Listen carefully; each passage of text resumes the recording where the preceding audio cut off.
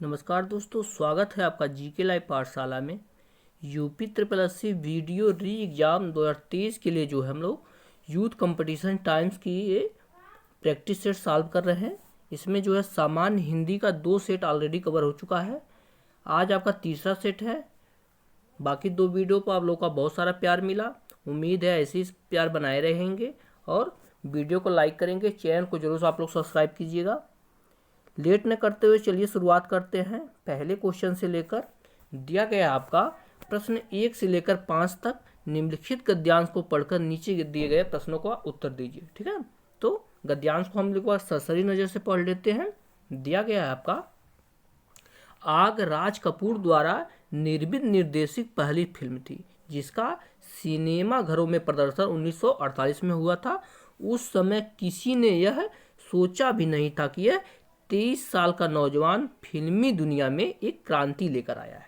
इस फिल्म में एक नव स्वतंत्र देश के नौजवानों की इच्छाओं की कहानी है जो अपने जिंदगी के नए ढंग से जीना चाहते हैं। इसमें उस समय की 3 प्रसिद्ध नायिकाएं कौन कौन? नरगिस, कामनी कौशल तथा निगार सुल्ताना थीं। इस फिल्म के लेखक इरदराज आनंद और छायाकार कौन थे? आपके BN रेड्डी थे।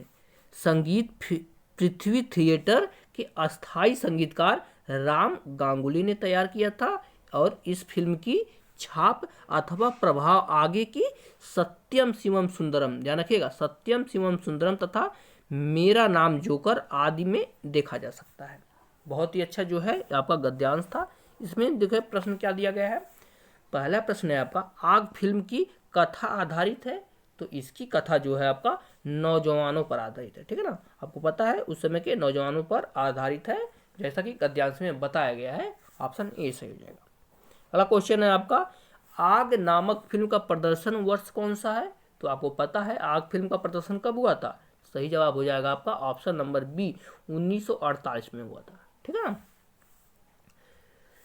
और यह राजकुमार द्वारा निर्मित प्रथम फिल्म थी जैसा कि आपके गद्यांश में बताया गया है। अगला क्वेश्चन देखते हैं, इनमें कौन आग फिल्म की नायिका नहीं है? ठीक है ना, इसमें नायिका की बात की जा रही है तो इसमें जो है आपकी मधुबाला नहीं है। ठीक है ना, बाकी आपके निगार सुल्तान, नरगिस और कामनी कौशल तीनों लोग जो है नायिका की भूमिका निभाएंगे। नेक्स्ट क्वेश्चन आपका इस फिल्म का प्रभाव राज कपूर की किस फिल्म में मिलता है? तो इसमें जो है आपको बताया गया है गद्यांश में कि सत्यम शिवम सुंदरम में मिलता है। आपका ऑप्शन नंबर यहाँ से सी से हो जाएगा, सत्यम शिवम सुंदरम में मिलता है।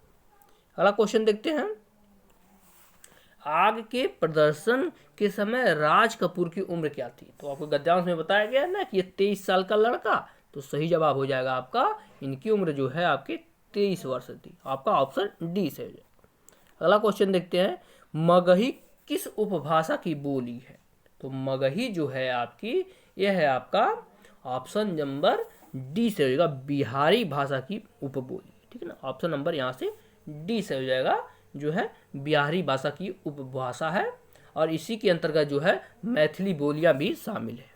अगला क्वेश्चन है देखिएगा, आपका एक अलंकार दिया गया है, इसको बताना है कौन सा अलंकार है। दिया गया आपका रावण सिर सरोज बनचारी चल रघुवीर मिली सिली मुखधारी, सिली मुख में अलंकार है। तो सिली मुख में अलंकार की बात की जाए तो इसमें जो है आपका श्लेष अलंकार है। आपका ऑप्शन नंबर यहाँ से ए सही हो जाएगा। 7वें नंबर क्वेश्चन का इसमें कौन सा अलंकार है? इसमें जो है श्लेष अलंकार है। ठीक है, बढ़ते हैं अगले क्वेश्चन की तरफ। दिया गया है, नेक्स्ट पेज पर आते हैं। क्वेश्चन है आपका विस्मय अस्थाई भाव किस रस में होता है? तो सिंपल सा क्वेश्चन है, विस्मय अस्थाई भाव जो है आपका किस रस में होता है? सही जवाब हो जाएगा आपका ऑप्शन नंबर सी, अद्भुत रस में अस्थाई भाव आपका विस्मय होता है। ठीक है ना, और इसका विषय और हास्य रस की ऑप्शन में हास्य रस भी दिया है, तो हास्य रस का अस्थाई भाव हास्य होता है। शांत रस की यही बात की जाए तो इसका यह अस्थाई भाव निर्वेद होता है, वैराग्य भी कर सकते हैं। और विभत्स रस का अस्थाई भाव जो है आपका जुगुप्सा या घृणा होता है। अगला क्वेश्चन दिया है आपका, इसमें भी दोहा दिया गया, उसको बताना है कि रचयिता कौन है। दिया है आपका गुरु गोविंद दोऊ खड़े काके लागो पाए, बलिहारी गुरु आपनो गोविंद दियो बताए। उक्त पद्यांश में क्या है, रचयिता कौन है? तो सही जवाब हो जाएगा इसके रचयिता जो है आपके कबीरदास जी है। ठीक है ना, कबीरदास जी इसके रचयिता और बहुत ही फेमस है इनकी दोहा है। ठीक है ना, आपका ऑप्शन नंबर यहाँ से सी से हो जाएगा 9वें क्वेश्चन का सही जवाब। और इनके जो है बीजक से यह लिया गया है। अगला क्वेश्चन देखते हैं, चौपाई छंद में कितनी मात्राएं होती हैं? 10वां क्वेश्चन है। तो चौपाई छंद की अगर बात की जाए तो यह एक सममात्रिक छंद होता है और इसमें जो है 16 मात्राएं होती हैं। ठीक है ना, यह इसमें 16 मात्राएं होती हैं। आपका ऑप्शन नंबर यहाँ से सी से हो जाएगा 10वें नंबर क्वेश्चन का सही जवाब। अगला क्वेश्चन देखते हैं, दिया है आपका 11 नंबर का क्वेश्चन, यदि ए ओ तथा औ के बाद कोई भिन्न स्वर आता है तो इसके स्थान पर क्रमशः अय आय अव आव हो जाता है। यह कौन सी संधि का गुण है? तो यह है आपके अयादि संधि का गुण। आपका ऑप्शन नंबर यहाँ से क्या से हो जाएगा, डी से हो जाएगा, यह अयादि संधि का गुण है। अगला क्वेश्चन देखते देखिएगा, इस तरह से क्वेश्चन घुमा के पूछा जाता है।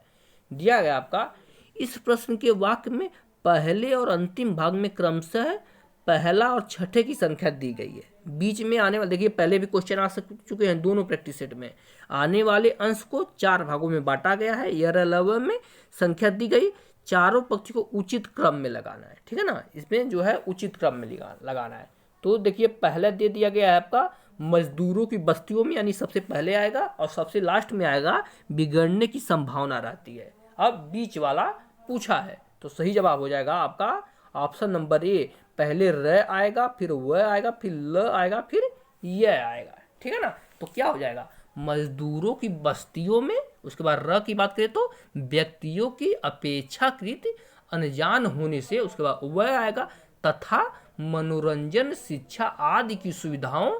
फिर ल आएगा, और कल्याणकारी कार्यकलापों के न होने से। और लास्ट में यह आएगा, वहाँ के बेकार रहने वाले व्यक्तियों के बिगड़ने की संभावना रहती है। इस तरह से आपका 12वां क्वेश्चन समाप्त होगा। ठीक है, उम्मीद है आपको जरूर समझ में आया होगा। अगला क्वेश्चन देखते हैं, खेत का सही तत्सम शब्द क्या है? तो खेत जो है आपको पता है, खेत का तत्सम की बात करिए तो सही जवाब हो जाएगा क्षेत्र होता है ना, क्षेत्र होता है। देखिए क्षेत्र 2 तरह से लिखा गया है, ध्यान रखिएगा। क्षेत्र इस तरह से भी लिखा गया है, सी और बी, लेकिन आपको पता है सही शब्द है आपका क्षेत्र इस तरह से कहता है। ऑप्शन नंबर यहाँ से बी से हो जाएगा 13 नंबर क्वेश्चन का सही जवाब। ठीक है ना, अगला क्वेश्चन देखते हैं, जहां उपमेय में उपमान की समानता की संभावना व्यक्त की जाती है। ध्यान रखिएगा, जहां उपमेय में उपमान की समानता की संभावना व्यक्त की जाती है, वहां कौन सा अलंकार होता है? तो वहां जो है आपका उत्प्रेक्षा अलंकार होता है। ठीक है ना, उत्प्रेक्षा अलंकार होता है। और आप लोग पता है उत्प्रेक्षा अलंकार में जो है जनु जानो मनु मानो जनहु जन जानो ये सब आता है। ठीक है ना, इससे भी हम लोग पहचान सकते हैं। जैसे उदाहरण के लिए देखा जाए तो आपका मुख मानो चंद्रमा है, तो मानो आ गया ना, यहाँ पर आप लोग तुरंत पकड़ लेंगे कि यहाँ पर उत्प्रेक्षा अलंकार है। ठीक है, अगला क्वेश्चन दिया गया है आपका जो है, इसमें एक दोहा दिया गया, उसके बाद रस पूछा है कौन सा है। तो दिया है आपका, देखी सुदामा की दीन दशा करुणा करके करुणा निधि रोए में कौन सा रस है? तो आपको पता है करुण दिखाया गया है, तो यहाँ पर जो है कौन सा रस होगा? सही जवाब होगा करुण रस हो जाएगा। ठीक है ना, आपका ऑप्शन नंबर यहाँ पर सी से हो जाएगा, करुण हो जाएगा। तो ऑप्शन नंबर यहाँ से सी से हो जाएगा। नेक्स्ट क्वेश्चन देखते हैं, अगले पेज पर दिया गया 16 नंबर का क्वेश्चन, आजन्म में कौन सा समास है? ठीक है ना, आजन्म में कौन सा समास है? तो सही जवाब हो जाएगा आजन्म की, इसमें जो है आपका बहु, आप माफ कीजिएगा, अव्ययी भाव समास है। आपका ऑप्शन नंबर यहाँ से सी से हो जाएगा, क्या हो जाएगा? अव्ययी भाव समास होता है आजन्म में। ठीक है ना, जैसे आजन्म हो गया, यथाशक्ति आ जाता है, हर दिन आ जाता है, प्रतिदिन आ जाता है, उपकूल आ जाता है, ये सब जो है अव्ययी भाव समास के उदाहरण है। ठीक है, अगला क्वेश्चन देखते हैं, तल्लीन शब्द में सही उपसर्ग का विच्छेद है। तो तल्लीन में उपसर्ग बताना है, तो सही जवाब हो जाएगा आपका ऑप्शन नंबर डी सही हो जाएगा, में तत् धन लीन होगा। और यह जो है व्यंजन संधि का उदाहरण है। ठीक है ना, तत् धन लीन होता है तल्लीन, और यह व्यंजन संधि का उदाहरण है। ठीक है ना, अगला क्वेश्चन देखते हैं, हंस पत्रिका के संपादक थे। हंस पत्रिका के संपादक कौन थे? तो सही जवाब हो जाएगा आपका 18 नंबर क्वेश्चन का ऑप्शन नंबर ए यहाँ सही हो जाएगा। मुंशी प्रेमचंद जो थे वह हंस पत्रिका के जो है संपादक थे। आपका ऑप्शन ए सही हो जाएगा, ठीक है ना। और यह जो है पत्रिका 1930 में बनारस से प्रकाशित होती है, ठीक है ना। और बाकी दिया गया है 3 नाम जो दिए गए हैं, पहले निराला दिया गया तो इनकी पत्रिका जो है समन्वय पत्रिका है, ठीक है। वह यह है आपका 1922-23 से जो है कलकत्ता से प्रकाशित होती थी। फिर धर्मवीर भारती जी की बात करें तो इनकी पत्रिका जो है धर्मयुग पत्रिका है, ठीक है ना। और यह है आपका 1950 में मुंबई से प्रकाशित की जाती है। और अज्ञेय जी की बात करें तो इनकी पत्रिका प्रतीक है, ठीक है ना। और यह है आपका 1947 से जो है इलाहाबाद से प्रकाशित की जाती थी। इस बात को भी आप लोग ध्यान में रखिएगा, ठीक है। अगला क्वेश्चन देखते हैं क्या दिया गया है। दिया गया आपका गोद में लड़का शहर भर में ढिढोरा मुहावरे का सही अर्थ क्या है? तो इसका सही जवाब हो जाएगा ऑप्शन नंबर सी, पास में वस्तु रहते हुए चारों ओर खोजना, ठीक है ना। आपका ऑप्शन सी सही हो जाएगा 19 नंबर क्वेश्चन का सही जवाब। बढ़ते हैं अगले क्वेश्चन की तरफ। दिया गया आपका निम्न पंक्तियों में सही अलंकार का चयन कीजिए, ठीक है ना। पंक्ति दिया गया, इसमें कौन सा अलंकार है बताना है, तो पढ़ते हैं इसका। दिया है आपका पानी विच मीन प्यासी मोह सुन सुन आवे हाँसी। बहुत ही इंपॉर्टेंट है, बहुत बारे पेपर में पूछा गया है। तो सही जवाब हो जाएगा आपका यह जो है आपका विशेषोक्ति का अलंकार है, ठीक है। विशेषोक्ति का अलंकार का जो है उदाहरण है। इसका कहने का मतलब है विशेषोक्ति अलंकार कहाँ होता है, जहाँ जो है साधन के रहते हुए भी जो है आपका जो है कार्य पूरा नहीं होता है, यहाँ पर विशेषोक्ति अलंकार होता है, ठीक है ना। जो है कारण होते हुए भी कार्य यहाँ पर पूरा नहीं होता है, वहाँ पर विशेषोक्ति अलंकार है। क्योंकि देखिए पानी बीच मीन प्यासी, ठीक है ना, यानी पानी के बीच रहते हुए भी मछली प्यासी है, ये सुन के मुझे हंसी आ रही है, ठीक है। अगला क्वेश्चन देखते हैं। वाक्य के अशुद्ध भाग यानी त्रुटिपूर्ण भाग का चयन कीजिए, यदि कोई त्रुटि नहीं हो तो भाग डी को चिन्हित कीजिए, ठीक है ना। इसमें त्रुटि बताना है। देखिए ज़्यादातर इस क्वेश्चन में जो है ऑप्शन डी रहने की बहुत कम संभावना है, 99.9% जो है कभी कोई त्रुटि नहीं होता है। एक आध क्वेश्चन में हो सकता नहीं, तो इस बात को कभी न लगाइएगा कि कोई त्रुटि नहीं है, क्योंकि 90% 99% क्वेश्चन में हमेशा कोई ना कोई त्रुटि रहती है इस तरह के क्वेश्चन में, जहां इस तरह का क्वेश्चन आता है, ठीक है ना। तो इसका सही जवाब हो जाएगा 21 नंबर क्वेश्चन का ऑप्शन नंबर सी, उद्घाटन करेगा। क्योंकि यहाँ पर रिस्पेक्ट के साथ बोला जाएगा ना, उद्घाटन करेंगे, ठीक है ना। तो आपका ऑप्शन नंबर सी में जो है त्रुटि है, ठीक है। 21 नंबर क्वेश्चन यहाँ से पूरा हो जाता है। क्योंकि किसी व्यक्ति को हम रिस्पेक्ट के साथ बोलते हैं, वहां पर हमेशा सदैव बहुवचन लगाया जाता है। अगला क्वेश्चन देखते हैं। निम्न में से कौन सा लुटेरा शब्द में प्रयुक्त प्रत्यय है? लुटेरा, तो इसका सही जवाब हो जाएगा इसमें एरा प्रत्यय है, ठीक है ना। एरा प्रत्यय है जो है लुटेरा में। ऑप्शन नंबर यहाँ से ए सही हो जाएगा। सिंपल सा क्वेश्चन था। देखते हैं अगला क्वेश्चन। दिया गया आपका रीत्य अनुसार, ठीक है ना। रीत्य अनुसार दिया है, शब्द का संधि विच्छेद क्या होगा? तो इसका सही जवाब हो जाएगा आपका ऑप्शन नंबर ए सही होगा, रीत धन अनुसार, यानी रीत के अनुसार जो है रीत अनुसार का संधि विच्छेद होगा। ऑप्शन ए सही हो जाएगा 23 नंबर क्वेश्चन का सही जवाब, ठीक है ना। और यह संधि की बात करें तो यह आपका यण संधि का उदाहरण है। अगला क्वेश्चन है। निम्नलिखित शब्दों में से हनुमान का पर्यायवाची शब्द नहीं है की बात की जा रही है, तो सही जवाब हो जाएगा आपका राम भक्त जो है हनुमान शब्द का उदाहरण नहीं है, पर्यायवाची, ठीक है ना। बाकी आपका हनुमान जी की पर्यायवाची की बात करें तो इसमें महावीर हो जाता है, कपीस, रामदूत, मारुति नंदन, बजरंगी, पवन सुत, पवन कुमार, कपीस, ये सब जो है हनुमान जी के पर्यायवाची हैं, ठीक है ना। अगला क्वेश्चन देखते हैं। देखिएगा थोड़ा सा अच्छे से जो है पीडीएफ नहीं बन पाया, लेकिन हम बोल दे रहे हैं, आप लोग समझ में आ जाएगा कौन सा वाक्य सही है, ठीक है ना। 25 नंबर क्वेश्चन, तो सही जवाब हो जाएगा आपका ऑप्शन नंबर बी, बैल और बकरी घास चरते हैं। क्योंकि 2 शब्द आ जाता है तो वहां पर बहुवचन का प्रयोग करते हैं, ठीक है ना, चरते हैं। आपका ऑप्शन नंबर यहाँ से बी से हो जाएगा, ठीक है। बढ़ते हैं 26 नंबर क्वेश्चन की तरफ। देखते हैं क्या दिया गया है आपका। दिया गया है आपका निम्न में से कौन सा काटना का तत्सम है, ठीक है ना।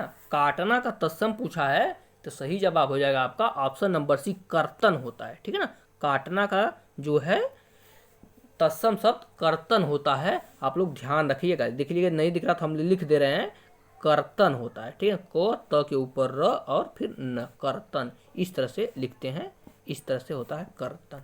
ठीक है, ऑप्शन नंबर यहाँ से सी से हो जाएगा।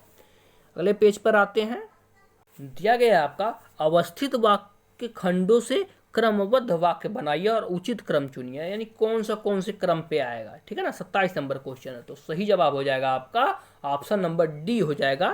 देखिए यहाँ से थोड़ा ऊपर कर देते हैं, इधर करते हैं ताकि आपको दिखाई दे। डी होगा, पहले नंबर पे तीसरा आएगा, पहले नंबर पर तीसरा आएगा, उसके बाद पांचवा आएगा, तब दूसरा आएगा, फिर पहला आएगा, फिर छठा आएगा। तो हम आपको बता दे रहे हैं कैसे बनेगा। बनेगा आपका शुरू से ही आर्थिक और सामाजिक अन्याय को बिना हिंसक विरोध के भारतीय सहते चले आए हैं। ठीक है ना, इस तरह से आपका वाक्य बनेगा। तो आपका ऑप्शन नंबर यहाँ से डी सही हो जाएगा। ठीक है ना, ऑप्शन डी सही हो जाएगा। ठीक है, बढ़ते हैं अगले क्वेश्चन की तरफ, थोड़ा सा जूम करते हैं। दिया है आपका अवधिशिला का उर पर था गरुभार, तिल तिल काट रही थी दृगजल धार। इस उदाहरण में प्रयुक्त छंद बताना है। तो यह कौन से छंद का उदाहरण है, तो यह आपका बरवे है। ठीक है ना, यह बरवे का उदाहरण है। आपका ऑप्शन नंबर यहाँ से सी से हो जाएगा 28 नंबर क्वेश्चन का सही जवाब। ठीक है ना, बरवे की बात करें तो यह है आपका अर्ध सम्मात्रिक छंद होता है, और यह छंद के विषम चरणों में यानी पहला और तीसरा में 12-12 मात्राएं होती हैं, और सम चरणों में यानी दूसरे और चौथे में 7-7 मात्राएं होती हैं। ठीक है ना, यह आपका बरवे का उदाहरण होता है। ठीक है, अगले क्वेश्चन की तरफ बढ़ते। क्वेश्चन है आपका परुष शब्द का विलोम बताना है। परुष है तो परुष शब्द का शब्द है विलोम जो है आपका कोमल होता है। ऑप्शन नंबर यहाँ से डी सही हो जाएगा। क्या होता है, कोमल होता है। ठीक है ना, यही सरल की बात की जाए तो इसका विलोम कठिन होता है, और पौरुष को बात की जाए तो इसका विलोम अपौरुष होता है। ठीक है ना, अपौरुष होता है। अगला क्वेश्चन देखते हैं, जिसका जन्म पहले हुआ हो वाक्य के लिए एक उपयुक्त शब्द बताइए। तो आपको पता है सिंपल सा क्वेश्चन है, बहुत बार पूछ लिया जाता है। जिनका जन्म पहले होता है उसे अग्रज बोलते हैं। ठीक है ना, और जिनका जन्म बाद में होता है उसे अनुज बोला जाता है। दोनों शब्दों को ध्यान में रखिए। आगे दिया गया है आपका चिर जियो जोर जुरे क्यों न स्नेह गंभीर को घटिए वृषभानुजा वे हलधर के वीर। वृषभानुजा और हलधर में कौन सा अलंकार है। ठीक है ना, ये तो सिंपल सा क्वेश्चन है। देखिए इस तरह से दोहा देकर भी क्वेश्चन पूछा जाता है अलंकार। देखिए किस तरह से क्वेश्चन घुमाया है, तो सही जवाब हो जाएगा। हाल ही एग्जाम में इस तरह से क्वेश्चन पूछे जा रहे हैं। सही जवाब हो जाएगा ऑप्शन नंबर सी। इन दोनों में जो है श्लेष अलंकार है। ठीक है ना, श्लेष अलंकार है। आपका ऑप्शन नंबर यहाँ से सी से हो जाएगा 31 नंबर क्वेश्चन का। ठीक है ना, बढ़ते हैं अगले क्वेश्चन की तरफ, देखते हैं क्या दिया गया है। क्वेश्चन दिया गया है आपका, मेरे घर से आपका घर 5 किलोमीटर दूर है। इस वाक्य में घर से में कौन सा कारक है। ठीक है ना, तो सही जवाब हो जाएगा 32 नंबर क्वेश्चन का ऑप्शन नंबर यहाँ से डी हो जाएगा, अपादान कारक है। क्योंकि घर से घर तो अलग हो रहा है ना, दूरी बताई जा रहा है, यानी अलगाव की स्थिति पैदा हो रही है, तो यहाँ पर जो है अपादान कारक हो जाएगा। ठीक है ना, नेक्स्ट क्वेश्चन है आपका, वाचस्पति किस समास का समस्त पद है। तो यह जो है आपका थोड़ा कठिन क्वेश्चन है। यह है आपका अलुक तत्पुरुष है। ठीक है ना, तत्पुरुष समास में के कई भेद होते हैं ना, तो उसमें जो है अलुक तत्पुरुष का यह है आपका भेद है। आपका ऑप्शन नंबर डी से हो जाएगा। ठीक है, अगला क्वेश्चन देखते हैं। 34 नंबर का क्वेश्चन है, निम्नलिखित में से कौन सा शब्द पुल्लिंग है।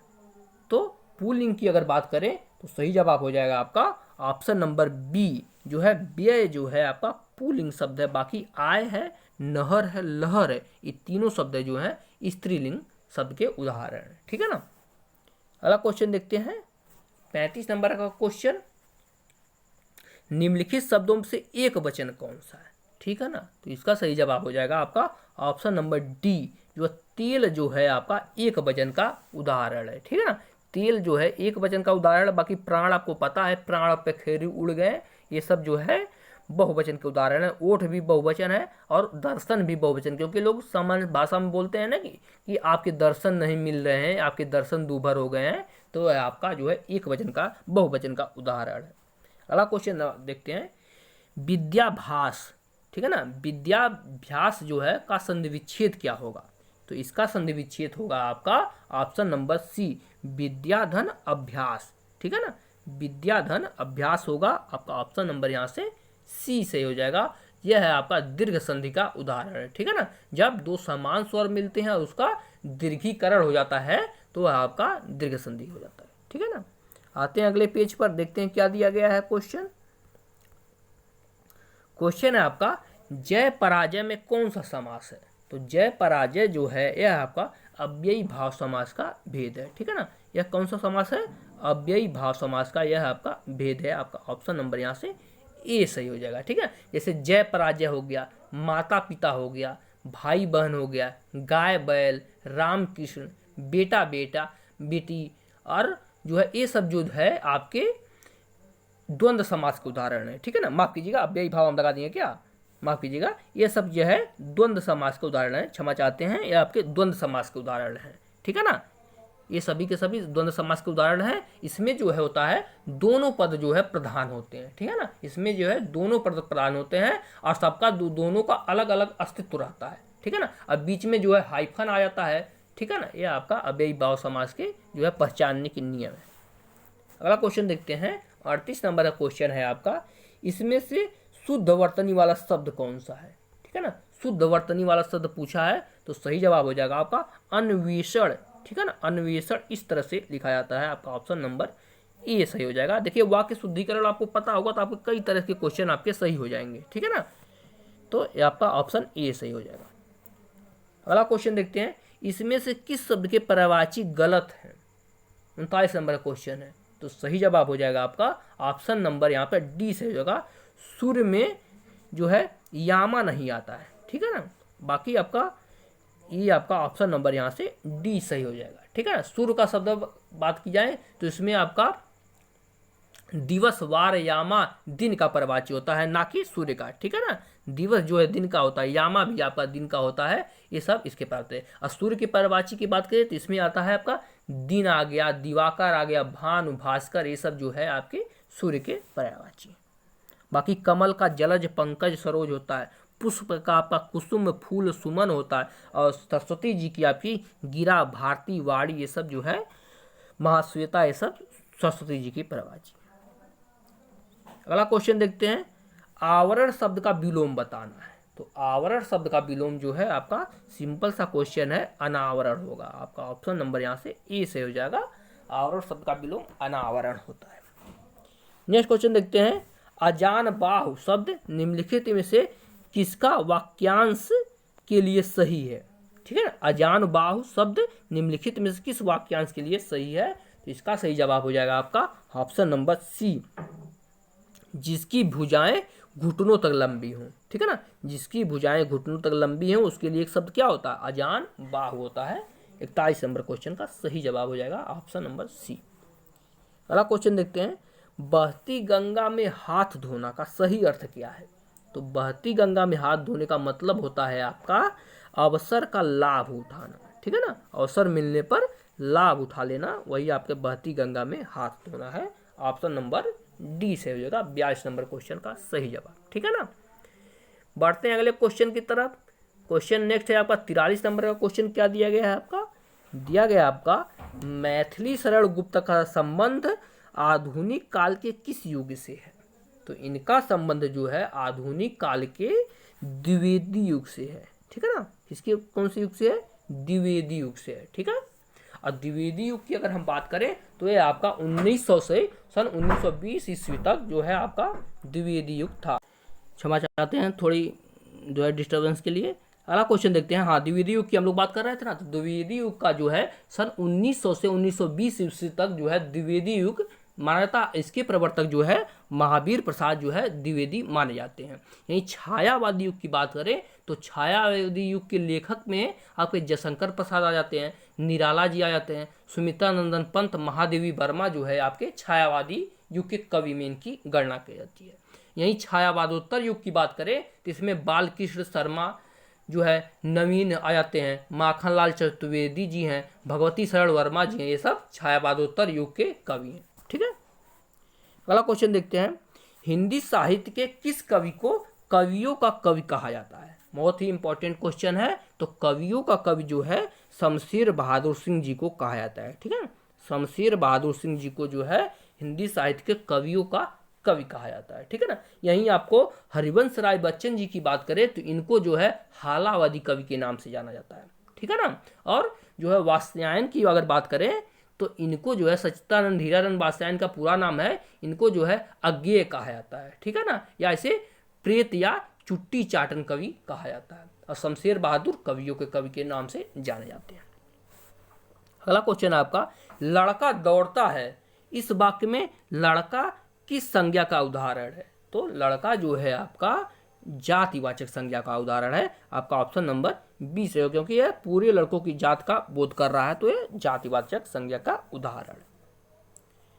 अगला क्वेश्चन देखते हैं, लड़का जल्दी से लपक कर पहुंचा, वाक्य में जल्दी से पद का कौन सा भेद है? देखिएगा, आप थोड़ा दिखाई नहीं दे रहा, लेकिन आपको बता दे रहे हैं, यह जल्दी से जो है आपका ऑप्शन नंबर 20 है, क्रिया विशेषण है। ठीक है ना, किसका उदाहरण है? आपका क्रिया विशेषण का जो है आपका उदाहरण है। 46 नंबर क्वेश्चन का सही जवाब हो जाएगा। अगला क्वेश्चन है आपका, राजा सेवक को कंबल देता है, वाक्य में रेखांकित पद कौन सा कारक है? ठीक है ना, तो राजा सेवक को कंबल देता है, यह आपका संप्रदान कारक है। आपको सिंपल से देखने से पता रहा, देता है यानी प्रदान करता है ना, तो यह आपका संप्रदान कारक है। ठीक है ना, ऑप्शन नंबर यहाँ से ए सही हो जाएगा। अगले क्वेश्चन की तरफ बढ़ते हैं। दिया गया है, अधिसूचना का अंग्रेजी अनुवाद क्या है? ठीक है ना, तो अधिसूचना का अंग्रेजी अनुवाद की अगर बात करें तो इसका अंग्रेजी अनुवाद जो है आपका क्या हो जाएगा? नोटिफिकेशन। ठीक है ना, नोटिफिकेशन ही दिया जाता है ना, कोई चीज़ का जो अधिसूचना दिया जाती है तो किसके माध्यम से दिया जाता है? उसे जो है नोटिफिकेशन ही बोला जाता है। आपका ऑप्शन नंबर यहाँ से डी से हो जाएगा। 48 नंबर क्वेश्चन का सही जवाब। बढ़ते हैं 49 नंबर क्वेश्चन की तरफ। दिया गया आपका, निम्नलिखित में कृतवाच्य का वाक्य बताइए।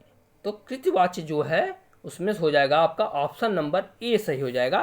तुलसी ने रामचरितमानस लिखी, यह है आपका कृतवाच्य का उदाहरण है। ठीक है ना, ऑप्शन ए सही हो जाएगा। 49 नंबर क्वेश्चन का सही जवाब। अब देखिए, कृतवाच्य किसे कहते हैं? जहां कर्ता क्या प्रधानता होती है ना, जिस शब्द में कर्ता की प्रधानता होती है वहां पर जो है कृतवाच्य होता है। ठीक है, नेक्स्ट क्वेश्चन है आपका, जहां वाक्य की गति अंतिम रूप ले ले, विचार के तार टूट जाएं, वहां किस चिन्ह का प्रयोग किया जाता है? तो इस चिन्ह जो है, इसमें जो है पूर्ण विराम का प्रयोग किया जाता है, यानी पूरा का पूरा वाक्य रुक जाता है, यानी विराम लेते हैं, वहां पर पूर्ण विराम का प्रयोग होता है। आपका ऑप्शन नंबर यहाँ से डी से हो जाएगा।